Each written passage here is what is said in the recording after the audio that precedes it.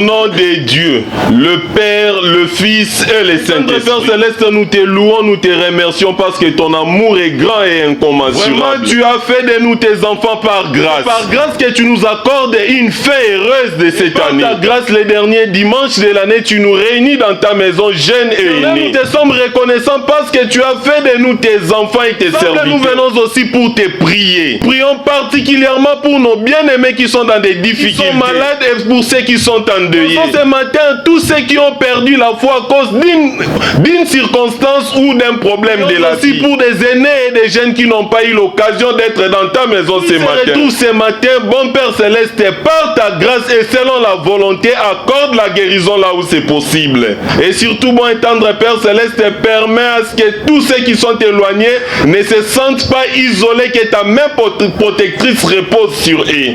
Ensemble, nous venons devant toi pour prier particulièrement aussi pour la paix. La paix en ces lieux, la paix dans les cœurs de tout un chacun, mais aussi la paix dans notre pays, la République démocratique du Congo. Notre Dieu permet à ce que l'avarice de l'homme ne puisse pas détruire l'œuvre dans ces pays. Parce qu'à l'est de notre pays, tes serviteurs et tes servantes puissent te servir dans la joie et dans la paix qui ne peut venir que de toi et non des fils d'hommes. Maintenant que nous sommes venus dans ta maison, accorde-nous la protection de tes anges et éloigne de ces lieux tout esprit qui ne confesse pas le nom de notre Seigneur Jésus-Christ. Accorde-nous ta parole et accorde-nous ton pardon. Pensons à nos bien-aimés de l'au-delà qui sont venus aussi participer à ces services divins. Permets que ton esprit puisse nous unir et qu'ensemble nous puissions profiter de ces moments. Permets à ce que ton esprit puisse parler et que ton peuple écoute. En cet instant précis, nous pensons aux prières de notre apôtre. Cette dernière soit un support et un bouclier pour notre foi. Nous te le demandons au nom de ton Fils Jésus-Christ. Amen. Amen. Chers frères et sœurs, chers jeunes, chers aînés, nous sommes dans la joie de nous retrouver dans la maison de notre Père Céleste ce dimanche. Pour ce dernier dimanche de l'année, nous avons une parole qui est tirée du premier chapitre de l'Évangile selon Matthieu au verset 23. Voici la Vierge sera enceinte et elle enfantera un fils et on lui donnera le nom d'Emmanuel, ce qui signifie Dieu avec nous. Chers frères et sœurs, chers jeunes, chers aînés, grande est notre joie de partager ce dimanche béni avec vous. Comme dit l'Ecclésiaste, vaut mieux la fin d'une chose que son commencement. Je me souviens encore au début de cette année dans notre district, nous avons commencé par des larmes. C'était parfois insupportable et difficile à remonter. Mais à un moment donné, nous nous souvenons encore de ce que l'apôtre patriarche nous a donné comme devise. Il est temps de faire le bien. Et cette devise nous a accompagnés tout au long de cette année 2025. Dans ces derniers dimanches de l'année, nous voulons attirer l'attention des uns des autres pour dire que cette devise n'expire pas le 31 décembre. Il est temps de faire le bien doit être perpétuel dans notre vie. Faire le bien est un devoir sacré pour un enfant de Dieu. Dans l'épître de l'apôtre Jacques, au 4e chapitre 17e verset, il dit: celui donc qui sait faire ce qui est bien et qui ne le fait pas commet un péché. Frères et sœurs, souvenons-nous combien de fois nous avons su faire le bien, mais nous ne l'avons pas fait. Nous avions la capacité d'aider, mais on n'avait pas aidé. Mais des fois même dans la maison de Dieu, on savait qu'il fallait obéir aux paroles des serviteurs, mais on n'avait pas obéi. Combien de fois on a refusé de partager à manger? Combien de fois on a refusé volontairement de donner aux pauvres, aux démunis? On nous interpelle lorsque nous savons faire le bien et que nous ne le faisons pas, nous commettons un péché. Alors que faire le bien, non seulement c'est plaire à Dieu, mais ça peut aussi nous apporter le bonheur dans l'avenir. Chers bien-aimés, le futur de ceux que nous aidons, nous ne les connaissons pas. Voilà pourquoi il est un homme au nom de Mardoché. Un jour, il a entendu des gens conspirer contre les rois. Il n'avait pas de relation avec les rois. Le roi meurt ou qu'il reste en vie, ça ne changerait rien. Mais Mardoché a entendu que les gens comploté pour tuer les rois, il est allé dénoncer ces gens. Mais qu'est-ce qu'il a gagné? Rien du tout. Il a juste fait les biens. Mais un jour, Dieu s'est souvenu du bien de Mardochée. Et c'était un moment crucial de sa vie, au moment où on s'apprêtait à les tuer. Le roi apprendra qu'il y a un homme au nom de Mardochée qui l'aurait sauvé de la mort. Dans le passé, Mardochée a sauvé le roi de la mort. Et plusieurs temps passés en retour, le roi aussi sauvera Mardochée de la mort et va l'honorer. L'avantage de faire les biens. On n'est pas des mains, nous ne connaissons pas l'avenir, il est flou. Les fruits des biens que nous sommes en train de faire aujourd'hui, peut-être que nous allons le manger dans les futurs. Alors, chers aînés, chers jeunes, ne nous lassons point à faire les biens. Faire les biens, c'est aussi ne pas regarder la personne à qui on fait les biens. C'est à tout le monde, considérer tout le monde. C'est ça le vrai bien. Eliezer qui part pour chercher une femme pour le fils de son patron, il se pose une condition. La fille qui donnera de l'eau à moi et à mes chameaux, c'est celle-là qui sera la femme du fils de mon patron. Mais quand elle ne le savait pas, Eliezer a demandé de l'eau juste pour lui. Jeune femme, donnez-moi de l'eau à boire. Il avait des chameaux, mais il n'avait pas demandé pour ses chameaux. Mais le réflexe de Rebecca prouvait que c'était une personne qui savait faire les biens sans regarder les visages. Non seulement elle a donné de l'eau à Eliezer, elle a pensé aux chameaux aussi. C'était vous et moi à la place de Rebecca. Est-ce qu'on aurait réussi à ces tests?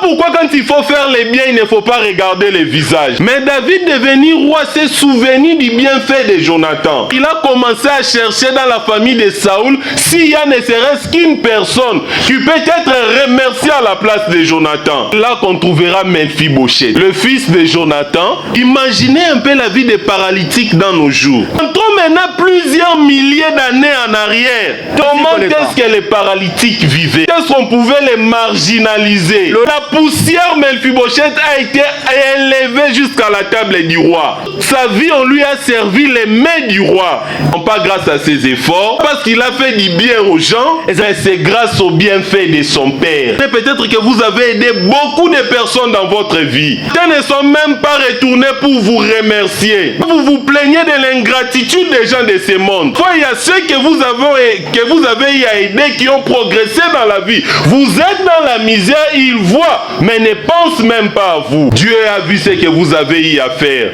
Et si vous ne bénéficiez pas de ce que vous avez eu à faire comme bien sur cette terre, sachez qu'il y a votre descendance. Ils en bénéficieront tôt ou tard. Ne vous fatiguez pas à faire les biens. Ce qui concerne tout le monde, chers jeunes, chers aînés, faisons les biens, ne nous fatiguons pas. Ne pas parce qu'on nous a oubliés par ceux que nous avons y aidés. Ce n'est pas seulement le bon moment. L'aide de Dieu arrive au moment propice. Souvent au moment où Dieu veut élever quelqu'un. Et c'est ce qui est à la prison. Joseph prophétise pour une chanson. Il lui dit: dans 3 jours tu sortiras de la prison et tu retourneras dans la maison du pharaon pour lui servir à boire. Et Joseph lui dit: quand tu seras auprès du pharaon, pense à moi, conte mon histoire à pharaon. Pharaon que j'ai été vendu par mes frères dans la prison injustement. Mais qu'est-ce qui est écrit dans la Bible? Genèse chapitre 40, le verset 23. Le chef des chansons ne pensa plus à Joseph. Oublia et si la prophétie de sa vie. Nous avons reçu la prophétie qu'il a sorti de la prison jusqu'au palais royal. Mais si seulement il était parti à Pharaon pour lui raconter l'histoire que non, j'ai trouvé quelqu'un dans la prison, il a prophétisé pour moi et il est en prison injustement, ça aurait quel impact? Ce Pharaon l'aurait cru. Est-ce que Dieu a fait que cette chanson oublie Joseph? Le moment propice est arrivé. Quand Pharaon a eu le songe, le cercle du Pharaon a eu la capacité de les interpréter. C'est dans ce moment précis que les chansons s'est souvenu de Joseph. Ma capitale qui a élevé Joseph de la prison à la royauté. Nous avons fait du bien et en retour nous ne recevons rien. Parce que nous avons aidé ne reviennent même pas pour nous remercier. Ce n'est pas le moment de Dieu. Et ce moment de Dieu viendra, seront récompensés. Le Seigneur Jésus dit: du temps de la fin, le maître séparera le peuple comme les bergers séparent les boucs et les brebis. Il dira à ceux qui seront à sa droite: entrez dans la gloire de votre maître.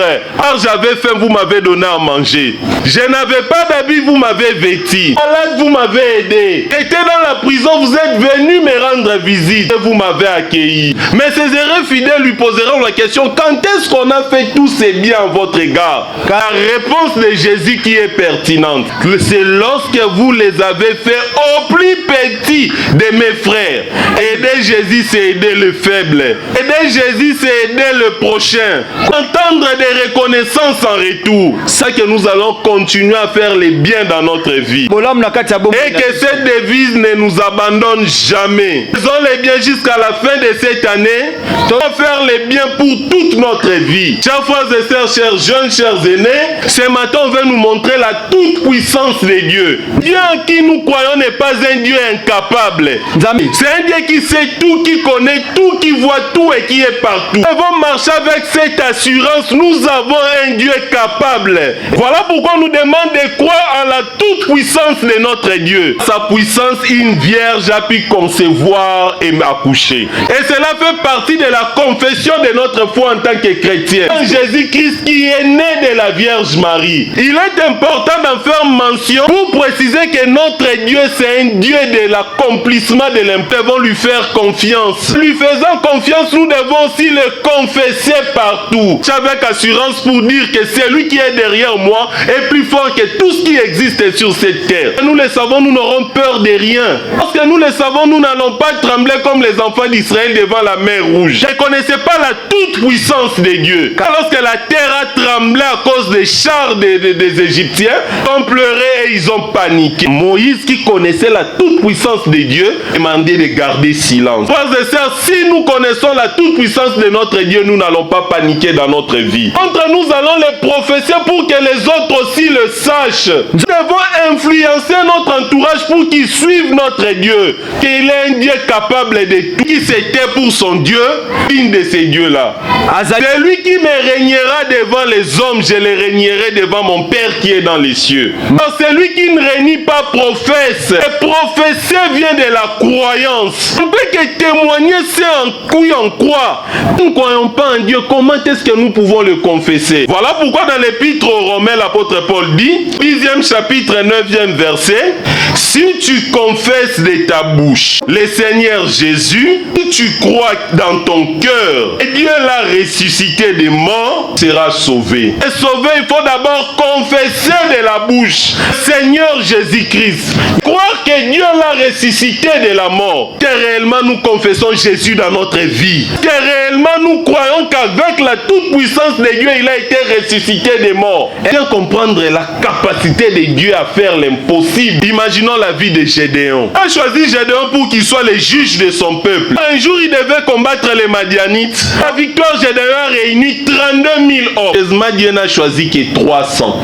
Combattre des milliers et des milliers de Madianites. Et curieusement, encore comme arme, Gédéon leur a donné des cruches et enfin des trompettes. Qu'il pour l'entendement humain. Je peux aller combattre des milliers de personnes qui sont armées avec une cruche, une torche et une trompette. À la fin, c'était une victoire spectaculaire. Nous n'avons pas de compétences nécessaires dans notre vie. Nous n'avons pas d'intelligence requise pour être là où on peut. Enfin, nous venons des familles qui nous défavorisent déjà par rapport aux autres. J'aime croire en la toute puissance de Dieu. Lorsque nous les professons, nous sommes capables de faire l'impossible dans notre vie. C'est pour ça que Gédéon a gagné la guerre. Quand j'ai apparu à Marie, à la fin, il lui dit car rien n'est impossible à Dieu. Dans sa maison, ce matin, par exemple, chacun vient avec ses problèmes. Enfin, l'un ou l'autre a tenu l'offrande et il a parlé, il a dit beaucoup de choses à Dieu. Moi, c'est pas la première fois de faire cette démarche. Ça arrive d'avoir des cœurs meurtris à force de prier sans avoir de solution. Chers aînés, parfois vous avez eu à prier pour vos enfants, pour vos petits-enfants. Rien n'a changé. Toujours des problèmes et des difficultés dans la famille. Nous croyons à la toute puissance de Dieu. Sachant que Dieu peut tout, Abraham a donné une réponse adéquate à son fils Isaac. Ils allaient vers le mont Morija pour donner Isaac en sacrifice. Ils se rendent compte qu'ils ont le bois, mais ils n'ont pas d'holocauste. Alors il posera la question à son père, comment est-ce que nous allons faire les sacrifices à Dieu si nous n'avons pas d'animal? Réponse d'Abraham. Et l'élément principal pour affermir notre foi, c'est matin aussi. Son fils lui dira, pourvoira de l'animal, pourvu. À croire en Dieu, même quand nous sommes au bout du tunnel, et lorsque nous n'avons pas d'issue dans ce que nous cherchons, dans ce que nous faisons, même que Dieu est capable de nous donner la solution. Ne reculons pas, persévérons dans la foi. Pas que c'est après avoir vaincu tout ce que nous avons rencontré comme difficulté, comme victorieux. Nous devenons des bons exemples de la foi. Nous avons parlé de faire les biens, mais la foi en la toute puissance de Dieu nous permet de faire les biens dans l'impossibilité. Pourquoi la veuve de Sarepta, même avec les peu qu'elle avait, elle a partagé avec l'homme de Dieu. Et en retour, elle a vécu l'impossibilité de Dieu. La Bible raconte qu'il ne manquait plus de la nourriture dans la maison de cette veuve. Le prix des sacrifices nous permet d'expérimenter la toute puissance de Dieu. Et parmi vous, il y a des pionniers qui ont construit l'église Anjilia Maviokele ici. Que votre sacrifice a donné comme fruit. Vous pouvez croire que l'église néo-apostolique qui est arrivée ici dans les années fin 70, début 80, pouvait avoir beaucoup de fidèles comme ça. Il y a des serviteurs de Dieu, des ministres ordonnés. Peut-être qu'ils n'ont pas fait de très grandes études universitaires. Grâce à vous, beaucoup de gens crient au message, à la force de l'impossible. Mais ne regardez à combien de reprises vous avez servi de la nourriture aux serviteurs de Dieu. Non. Combien de fois vous avez été une source de joie et de réconfort pour l'œuvre de Dieu. Grâce à votre sacrifice, l'œuvre a été établie. Possible, ce qui était impossible selon l'entendement humain. Voilà pourquoi vous devez continuer à croire en la toute puissance de ces dieux-là. Il est tout puissant, il est fort, nous le savons. Nous devons confesser sa toute puissance. Nous devons persévérer dans la foi, sachant qu'il peut tout et il a la capacité de tout faire. Mais comment est-ce que nous pouvons l'appliquer au quotidien dans notre vie? Un exemple parfait, l'apôtre Pierre. Pour les actes des apôtres, on rencontre que l'apôtre Pierre avait atteint un niveau lorsqu'il marchait, il prenait leurs frères malades et il les couchait par terre. Et l'ombre de l'apôtre Pierre les touche dans l'espoir d'être guéri. Cérémonie, juste l'ombre de l'apôtre du Seigneur, les malades guérissaient. Mais qui est ce Pierre? C'est celui-là qui avait régné Jésus. Nous devons croire que le miracle existe. Chers jeunes, surtout nous les jeunes, nous devons accepter qu'au sein de l'église néo-apostolique, les miracles existent. Pierre qui a régné Jésus, son ombre n'avait pas de puissance. Qui a confessé Jésus devant des milliers de personnes le jour de la Pentecôte a reçu cette puissance. Et Dieu peut tout, il peut l'impossible dans notre vie. Mais il doit trouver un cœur repentant. Il doit trouver un cœur qui reconnaît ses erreurs et il revient sur ses pas pour changer. Les miracles ne peuvent pas s'opérer là où il y a le péché.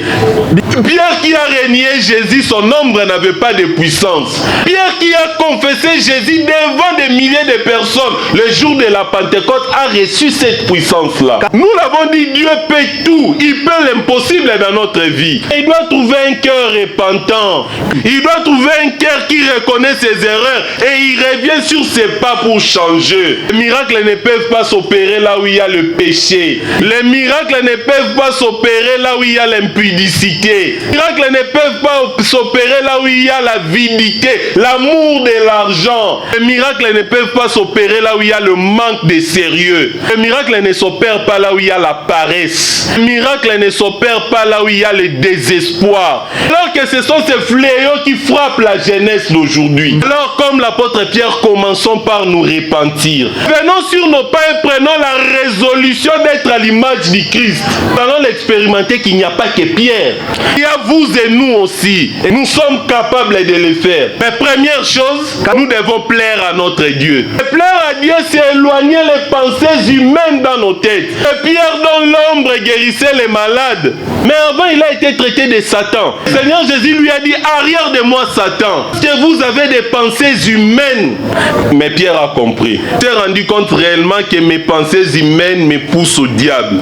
Alors pourquoi il s'est décidé de repentir? Est-ce que parfois nous nous rendons aussi compte que dans notre vie, des fois, nous avons des pensées humaines. Est un sens précis dans la maison de Dieu, là, ceux qui analysent d'abord la sémantique et la syntaxe du français, au lieu d'écouter la parole. Combien de fois, lorsqu'on nous apporte le message divin, nous nous mettons à analyser. Mais lorsque nous nous mettons à analyser, nous n'allons pas expérimenter les miracles de Dieu. Je n'ai même pas beaucoup étudié plus que moi. Pourquoi il me dira cela? Il n'a rien, il n'a rien. Moi, j'ai quelque chose, je me débrouille dans la vie. Lui ne peut pas me tenir de pareils propos.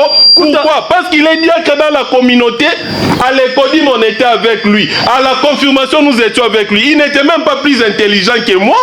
Il doit devenir dirigeant et moi rester tel que je suis. Arrive aussi chez les aînés. Cet enfant-là, le vit grandir. C'est l'enfant de tel. C'est seulement parce qu'il est prêtre qu'il doit me dire ça. Avec quelle expérience de vie que lui doit m'orienter? Pensées humaines qui se constituent un obstacle. Et ces obstacles nous empêchent d'expérimenter les miracles de Dieu. Marthe, la sœur de Lazare, était aussi un obstacle pour la résurrection de son frère.